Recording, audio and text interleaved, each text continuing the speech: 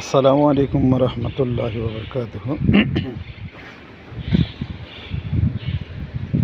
আমি যখন ছোট ছিলাম, আমার মা বলতো, বাবা, যখন আমি বড় হলাম, আমার মা বলতো, বাবা, তুমি অনেক বড় হবা, তোমার যে তোমার যে বন্ধু বান্ধব হবে ওরা অনেক ভালো হবে।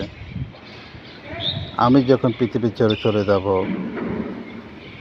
সেদিন অনেক কিছু হারাবা।